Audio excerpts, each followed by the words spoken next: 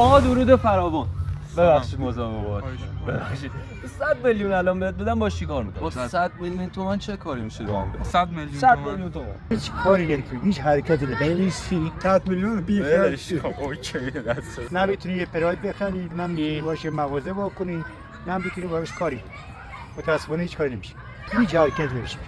میتونی یه سیستم بخری بری کارهای ادیت و برنامه‌نویسی و اینو یاد بگیری. میشه یه بیزنس رو انداخت آنلاین شاپ زد مثلا. داش با 100 میلیون جامم نمیتونم تکون بخورم. نزنی حرفو، شما یه تکونی به خودت بدی، یه ذره اراده به خرج بدی، خیلی کارا میشه کرد. مثلا پراید 86 بگیرم تو استاپ کار کنم. حالا نه اونقدر، یه جایی بلا استفاده پیدا کنی، یه ذره سقفش بلند باشه، 40-50 متری فضا داشته باشه، میتونی چیکار کنی؟